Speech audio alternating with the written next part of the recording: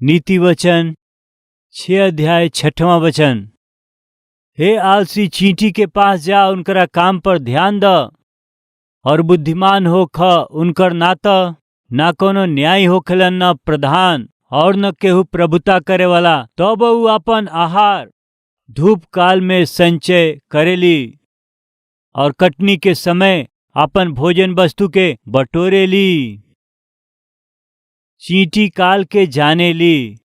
गर्मी के मौसम भोजन वस्तु बटोरे का काल ह। ओकरा बाद वर्षा के मौसम आवेला बा। ओ समय भोजन ना बटोर सकेलन, बाहर ना निकल सकेली, भोजन इकट्ठा ना कर सकेली। खतरा सामने बाटे। काल के समय आवेला बा, कष्ट काल आवेला बाटे।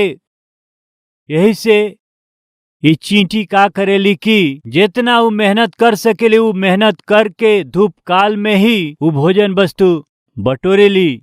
यानी अर्थ का हुए वहाँ जाना था, वो चींटी मौसम के वो पहचाने ली, फलस्वरूप आगे के नजर के साथ में परिश्रम करेली। आज हमनी में बहुत से लोगन में आगे की दृष्टि ना है।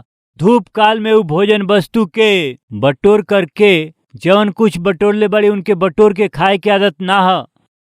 जितना भोजन वस्तु इकट्ठा कैले बड़ी ओके बैठ के खा, ऐसन आदत उनकर ना हवे। का करेली वो भोजन वस्तु के वो इकट्ठा कर ले बेली। बारिश के मौसम आवेला बा, मेहनत के मन हमनी में होके तबो मेहनत करे के वातावरण हमनी के पास ना रही। यही से वो का करेली जानत हई, चींटी इकट्ठा करेली, भोजन वस्तु के छिपा के रखेली, सुरक्षित रखेली, काहे कि कष्ट के समय आवेला बा। दूर दृष्टि के जीवन चींटी सिखावेली बा कि हमने में से बहुत से लोग दूर दृष्टि रखे वाला लोग हमें का। एक बार सोची, आज राउर स्थिति अच्छा बा, आज राउर स्वास्थ्य अच्छा बा, आज सब कुछ अच्छा होत बाटे, बाकी केकरा के मालूम बा कि कल का होई। कबही रुआ सोचली, हमारा पास बहुत से भाई और बहन लोग आके प्रार्थना के सहायता आके मांगेलन, हमारा हाथ में एगो फूटा कौड़ी भी नहीं खे। हमहन बहुत आर्थिक रूप से दुख उठावत हई। दूसरा, बच्चन के हमनी के स्कूल भी नहीं खींचा भेज पावत, फीस हमहन जमा नहीं कर पावत, हमहन बच्चन के पढ़ा नहीं पावत। तीसरा, शादी लायक बच्चा घर में हमें, बाकी उनकर शादी हमहन ना कर पावत हई। मुख्य रूप से राउर ऐसन स्थिति काहे हो गइल बाटे। केहू के निंदा करे के कोशिश हम नहीं करत, ऐसन लोगन के नीचा दिखा के उनकर अपमान कैल भी हमार उद्देश्य ना हवे। बाकी सवाल ई बाटे कि काहे खातिर के आज रउरी हाथ में फूटा कौड़ी नहीं खे, कौना कारण। आज रउआ अपना बच्चन के पढ़ा नहीं पावत, कौना कारण से। रउआ अपना बच्चन के विवाह नहीं कर पावत, कारण का है हम बताई का। जब रउआ के मेहनत करके पढ़े के रहे रउआ ना पढ़ली, रउआ के जब मेहनत से काम करे के रहे रउआ मेहनत ना कैली, रउआ कमैली तो कमैली जौन जमा कैला बिना उमे से सब खर्चा कैली। कुछ पति लोग जितना कमालन उमा से पूरा पी जालन। हम पूछत हई, बुद्धि बाटे। आज हमनी के बीच ऐसा लोग ना हमें। 20,000 रुपया आज रउआ कमात हई तो उमा से 12 से 14,000 रुपया पिए में खर्च करेला। बुद्धि बाटे, दूरदृष्टि बाटे। जुआ खेले वाला जुआ में उ खर्चा कर देलन, खाए वाला पिए वाला उ जितना कमालन अपना मौज मस्ती में ही ओकरा के उड़ा देवेलन, पिए खाए में उड़ा देवेलन। रुआ में दूरदृष्टि बाटे का। राउर पत्नी बाड़ी और बच्चा बाड़े, आगे का उनकर भविष्य बाटे, उनके पढ़ावे के जिम्मेदारी राउर बा, उनकरा जरूरत के पूरा करे के जिम्मेदारी राउर बा। तू जितना कमाला ओकरा के बर्बाद कैला से आवे वाला पढ़ाई के विषय में उनकर का होई, उनकर फीस के भरी, विवाह के समय अइला पर उनकर विवाह के कराई। तोहरा में दूरदृष्टि बा नइखे। जितना कमात हो पैसा खर्च करत हव, जितना कमात हो सगरी पैसा बर्बाद करत हव। और वैसे ही कुछ बहन लोग, पति 10,000 कमात हो, 10,000 उड़ावे के बाटे, 20,000 कमाए, 30,000 कमाए, 40,000 कमाए, 50,000 कमाए, लाख रुपया कमाए, पूरा खर्चा करी है। ई खरीदे के बा, ऊ खरीदे के बा, ऊ सामान चाही, उनकरा घर में कार बा, हमके चाही। वो इतना महंगा साड़ी खरीदेली, हम काहे न खरीद सकेली।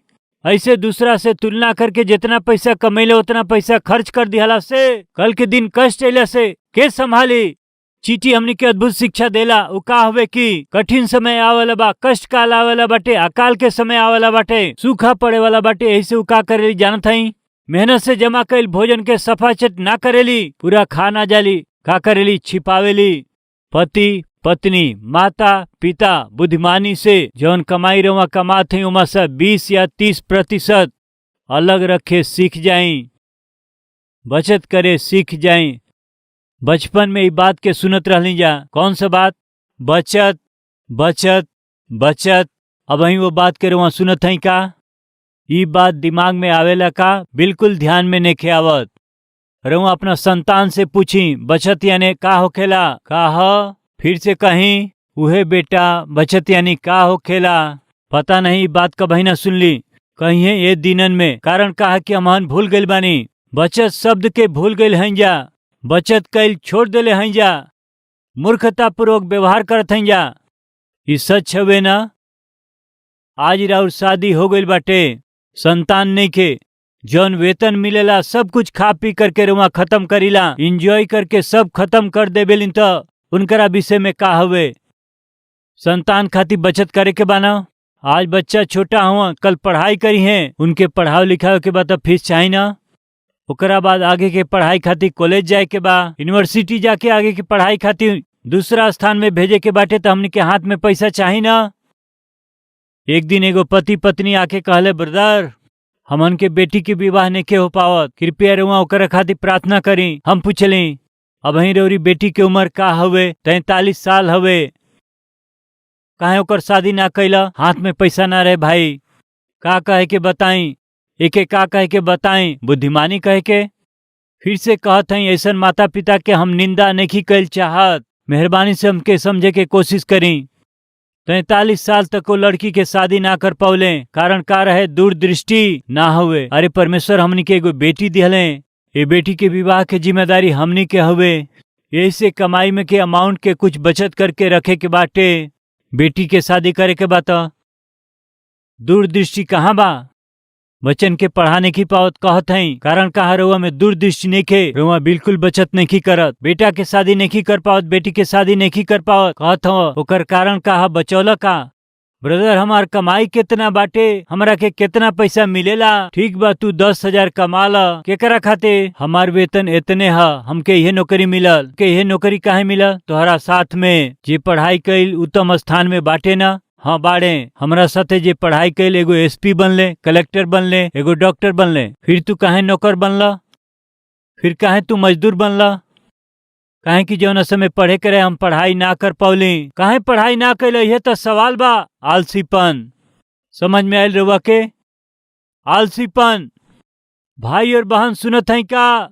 पिछला समय रौरी साथे जे पढ़ल आज बहुत बड़ डॉक्टर बन के, कलेक्टर बन के वो उत्तम ऊंचा स्थान में वो हो सकेलन। बाकी रहुआ तो ऑफिस बॉय के समान, टॉयलेट साफ करे वाला के समान वही स्थिति में रह जाई। परमेश्वर ई ना चाहेलन। ऐसन काम करे वाला के नीचे नहीं करत। उनसे पूछी वो बता दिहन जा, हम पढ़ाई करती तो ई काहे के करती? जब हमके मेहनत करे के रहे मेहनत करती तो, जब हमके अच्छा से पढ़ाई करे के रहे पढ़ाई कैले रहती तो आज हमके ई काम काहे के करे के पड़ी? बाकी हमनी के बच्चा ई काम ना करिहन जा, उनके मेहनत से पढ़ावे के। ऐसा निश्चित माता पिता केहू भी कही कोनो समय रउआ साथे पढ़ाई कैले, उनके याद करके रउआ खुश मत होखी, बाकी तोहार नाम याद करके उनके खुश होके देई। वो स्तर तक तोहके आवे के बा। ये वचन के सुने वाला हर एक स्टूडेंट, हर एक भाई और बहन, रउआ नाम के याद करके बहुत से लोग, वो भाई क्लासमेट रहले, वो बहन हमार क्लासमेट रहली, साथ में पढ़ली, ऐसे राउर नाम लेके वो गर्व से कहें जिए के बा। हमरा के एगो अमेरिका से एक बार मैसेज मिलल। हमरा पहचान के एगो भाई कोनो टीवी चैनल में जाके इंटरव्यू देवे के बा आशा करत रहले। का मैसेज कैली जानत ही रउआ? ब्रदर वो टीवी चैनल वालन के पास जाके इंटरव्यू देवे चाहत हई, रउआ हमार मित्र हई, का हम उनसे ई कह सकीला का सतीश कुमार के हा वो हमार मित्र हवे? इस तरह से का हम बता सकीला? काहे खातिर? उनके मालूम बा, उनकरा टीम वाला के मालूम बा। वो चैनल वालन के पास जाके फलाना व्यक्ति सतीश कुमार के मित्र हमें कहला से वो जरूर चांस दी हैं। वो निवेदन कैले कि का और नाम बता सकिला? रउआ हमार मित्र हैं, रउआ फ्रेंड हैं कह सकिला? प्रिय भाई और बहन लोग, वो स्थान के परमेश्वर ये दिन सेवक के कैसे दिहले, कृपया ध्यान दें जा। ये स्तर तक लावे वाला हुए हमें हमहन के नाम के जरिए दूसरा लोगन के आशीष पावे के बा। परमेश्वर चाहेलन भाई और बहन लोग, कल के दिन राउर नाम बतावला से केहू के नौकरी मिल जा। एक दिन एगो माँ हमरा पास अली, बहुत दुखी होके अली। बेटा, हमार बेटा अमेरिका में पढ़त हमें, पढ़ाई पूरा भइल और ऊंचा पढ़ाई एमएस करे के बाटे, बाकी कहीं सीट नहीं के मिलत। 1 वीक में वीजा समाप्त हुई, वापस लौट के आओ के बाटे। हमारे बेटा दुखी होते हैं, मम्मी 1 सप्ताह में कहाँ एडमिशन मिली, कौन से कॉलेज दी हैं, 1 सप्ताह में वीजा खत्म हो जाये, इंडिया वाला बनी, बड़ा दुखी बानी, का करे के बाद समझ में नहीं के आवत। कह के बेटा फोन कैले, बेटा हमार बेटा 1 सप्ताह में इंडिया आ जाई हैं, बाकी पढ़ल चाहत में का करी समझ में नहीं के आवत। हम कहली एगो ईमेल दे तुम्हारा बेटा के, वो ईमेल में आपन निवेदन भेजे बोली। वो ईमेल में एगो बात लिखे के कहीं, ये ईमेल के डॉक्टर सतीश कुमार देले हमें, रउआ से मिले के बाटे, ये बात के मेंशन करे कहा। ये कह के वो माँ के भेजली। अगले सप्ताह वो माँ विजिटिंग आवर्स में बड़ा आनंद के साथ अली और कहली कि जैसे रुमा कहली हमार बेटा ईमेल के भेज दिले, राउर नाम मेंशन कैले, तुरंत तू हमारा बेटा के बोलौलन जा। 1 हफ्ता में एडमिशन मिल गई, कॉलेज में एडमिशन कर लिहले। हमार बेटा एमएस करे खातिर कॉलेज में ज्वाइन हो गए। प्रिय हमारा के कितना खुशी बल जानत है। प्रिय भाई और बहन लोग, बाइबल में सुंदर बात बाटे पढ़े के। नीति वचन 11 अध्याय 10-11 वचन, जब धर्मी लोगन के कल्याण होखेला तब नगर के लोग खुश होखेलन। 11 पद के पढ़त हैं, सीधा लोगन के आशीर्वाद से नगर के बढ़ती होखेला। रवा आशीष पौनी तरौरी नगर के आशीष मिली। ट्रिप एडवाइजर नाम से एगो वेबसाइट बाटे। दुनिया में रवा कोनो देश कोनो नगर में जाई त वो ट्रिप एडवाइजर नाम के साइट का करेला की बतावेला का रवा ये नगर में जात है का, तो फिर ये नगर में जाए वाला देखे वाला पहला स्थान ई बा, दूसरा स्थान ई बा, तीसरा स्थान ई बा। ऐसे वो नगर के विशेषता और नगर में जौन देखे वाला बाटे ऐसा स्थान के वो ट्रिप एडवाइजर ऐसा स्थान के दिखावेला। रवा जानत है ट्रिप एडवाइजर के साइट में रवा जाके कलवरी टेम्पल हैदराबाद टाइप करी, तुरंत रवा के का दिखाई जानत है। हैदराबाद में रहे वाला 256 प्रांत में देखे वाला फेमस स्थान में सबसे पहले जो देखे के चाही कलवरी टेम्पल ऐसा रवा के दिखाई दे। ट्रिप एडवाइजर इंडियन वेबसाइट ना है, बाकी फिर भी ट्रिप एडवाइजर वाला काम मेंशन के लिए जानत है। हैदराबाद के सगरी सुप्रसिद्ध स्थान में से रवा के जौन सबसे पहले देखे के बाद कलवरी टेम्पल है। सीधा लोगन के आशीर्वाद से नगर के बढ़ती होखेला। आज हैदराबाद के शहर के पूरा वर्ल्ड के नक्शा में कलवरी टेम्पल सुप्रसिद्ध कर दिहलस। कारण कहा कि पूरा दुनिया में तेजी से बढ़त एगो मात्र कलिसिया हवे कलवरी टेम्पल। प्रिय भाई और बहन, रौरी कारण रौरी नगर के कीर्ति होखी, रौरी कारण रौरी परिवार के कीर्ति होखे, रौरी कारण रौरी नाम के कारण बहुत से लोग आशीष पावे के बा, कीर्ति पावे के बा। वो माँ आके बहुत खुशी से कहले, पास्टर जी हमार बेटा सेटल भइले। एगो भाई इंग्लैंड गईले, इंग्लैंड जाके वो फोन कैले, ब्रदर हम इंग्लैंड जाते हैं, बहुत खुशी बा। भाई ये इंग्लैंड में हम कोना चर्च में जाई बताई। हम एगो कलीसिया के नाम बतौली, फलाना व्यक्ति वहाँ रही हैं, हमार नाम बतावा। वहाँ से मिली हैं, गईले जाके मिलले। वो व्यक्ति उनसे कहले कि हमारा घर में आओ और हमरे घर में रहा। भाई राउर नाम कहले, भाई वो अपना घर में ले गए, उनकरा घर में ही आज इंग्लैंड में सुरक्षित हैं। हम कहले ईमानदारी से वहाँ रहा, प्रभु रौरी जीवन के सेटल करी हैं। कुछ सप्ताह के बाद फोन करके वो भाई कहले कि भैया जैसे रुआ कहली वो भाई से मिलनी वो अपना घर में रख लें। वो जौना कलिसिया में जालन हमरो के लेके गईले, अब वही कलिसिया में अच्छा नौकरी के परमेश्वर हमके दिहलें। प्रिय भाई और बहन लोग, यदि रउआ आशीषित व्यक्ति हैं तो रौरी नाम के आशीष दायक प्रभु बना दी हैं। केहू और के नाम बता के उनकर क्लासमेट हैं हम, ऐसे कहल बड़ बात नहीं के। राउर नाम बता के दूसरा खुश होखे, उनकर क्लासमेट हम हैं। ये वचन के सुने वाला हर एक स्टूडेंट ऊंचा पढ़ाई के करके ऊंचा स्थान में पहुंच के बहुत से लोगन खातिर आशीषदायक बने के बा, दूसरा खातिर नमूना बनी। माता और पिता लोग मेहनत करी जा, मेहनत करके बच्चन के पढ़ाई जा। रउआ मेहनत ना करो तो बच्चन के कैसे पढ़ाए? चींटी हमनी के सिखावेली मेहनत से काम कैल, चींटी हमनी के सिखावेली मौसम के पहचानल। बेटी के शादी नहीं जा कर पावत, उम्र बढ़त हवे। कृपया माता और पिता लोग, रोरी बेटी के उम्र 18 बरिस से अधिक होता तो उनका विवाह के बारे में सोची। 18 बरिस से लेके 24-25 बरस तक बेटी के विवाह हो जाए के चाहिए। 25 पार होके मत दें, कोशिश करके 24 से 25-28 बरिस तक शादी हो जाए के चाहिए। इस सामान्यतः उनका विवाह के उम्र हवे। का होखेला देरी भइला से उहो हम बताई। हमारा सेवकाई में एगो भाई रहले बहुत साल पहले, वो 27 साल के हो गए। हम पूछली 27 साल हो गए, विवाह के विषय में का ह? हम विवाह करब भाई, बाकी सरकारी नौकरी करे वाला लड़की मिली तबे हम विवाह करब। कंडीशन काहे सरकारी नौकरी ना करिहन तो शादी? चांस नहीं के ब्रदर, सरकारी नौकरी वाला ही चाहिए। वो 29 बरिस के हो गए। फिर हम पूछली तू 29 बरिस के हो गए, तोहरा शादी के का भइल? सरकारी नौकरी ना भइला से भी ब्रदर प्राइवेट नौकरी वाला चल जाई। ठीक बा, वो 31 साल के हो गए, शादी ना भइल। का भइल तोहरा विवाह के विषय में?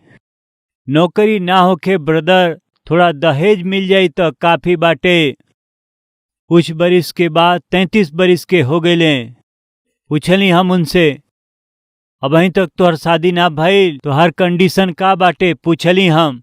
उस समय गवर्नमेंट जॉब कहत रहला, फिर कहला प्राइवेट नौकरी चली, फिर कहला नौकरी ना होई तब वो चली, दहेज मिल जाओ। अब तू 33 साल के हो गई बड़ा, तो हर का कंडीशन बाटे? ब्रदर खाली लड़की मिल जाओ काफी बा। का कहत हमें? का कहत हमें? लड़की मिल जाओ काफी बा। काहे खातिर? समझ में आ गई। का समझ में आयल? कि हम बूढ़ा हो जात हई, के दे लड़की बताई। यह बात लड़की खातिर भी हो सकेला ना? लड़की के उम्र बढ़त गईला से विवाह के अवसर कम होत जाला। प्रिय माता पिता, आगे देखी जा। बहुत से माता और पिता लोग के हम देखली, काहे इतना देरी कैलू बहन? वो कहली का करी, हमार पति शराबी हमें। पति से कहली विवाह के लायक लड़की घर में बा, तू शराब पियत हव, शादी हो जाई ना? करी है मूर्ख व्यक्ति हमें का हमने के बीच में यहाँ बेटा के बेटी के जन्म दिहला, बाकी विवाह के विषय में नहीं सोचत, उनकरा खुशी के नहीं सोचत। तोहरा में दूरदृष्टि नहीं खे।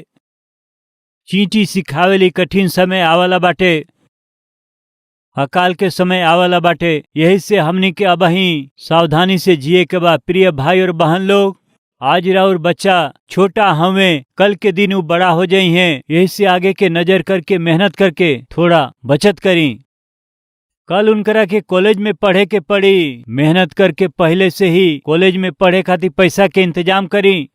बेकार के खर्चा मत करी, बिना जरूरत के कार मत खरीदी, अनावश्यक वस्तु वाहन खातिर पैसा के खर्चा मत करी। संतान के भविष्य के बारे में सोची। जवान लड़की घर में बाटे, ओकर विवाह की जिम्मेदारी राउर बा। मेहनत करके कमाई के कुछ भाग रुआ बचत करके रखी। कई बार हमनी के स्वास्थ्य अचानक बिगड़ सकेला, तब हमनी के कहाँ जाके पैसा मांगे के? स्वास्थ्य खराब भइल, हॉस्पिटल चल गईली, इधर उधर जाके मांग के लियावला से पहले ही यदि जान चल जाई तो का लाभ बा? यही से बचत करी, दूर दृष्टि रेमा रखी। आज हमनी में से बहुत लोगन के एगो आदत का हुए जानत हई? मांगल। ओकर अलग अलग टाइटल देले हमें। एक दिन एगो भाई आके हा सतीश कुमार जी हैंड लोन देव का कहले, हमके कुछ समझ में ना आयल। रुआ समझ ली का कहत हमें? हैंड लोन, गोल्ड लोन हम जानत हई, बैंक लोन हमके पता बा, ई हैंड लोन हमके समझ में ना आयल। सर रुआ का कहत है हमके समझ में नहीं आवत, फिर से बताई जरा। उहे जी हैंड लोन, कुछ हैंड लोन मिल जाए का? हमके कुछ समझ में ना आए। थोड़ा तेलुगु में बताइब का? कहला से हैंड यानी हाथ, लोन यानी उधार, हाथ के उधार। ई नया तरीका है। वो कईगो टाइटल हैंड लोन कहत हमें। कितना शर्म के बात है। कितना कितना का कहीं मांगे खातिर भी स्टाइल बा। ऐसन मत करी। ये वचन के सुने वाला प्रिय भाई और बहन लोग, रउआ के उधार देवे वाला बने के बा, रउआ के मांगे वाला बिल्कुल नइखे बने के। चींटी के सिखाए वाला शिक्षा के हमनी के सीखी जा।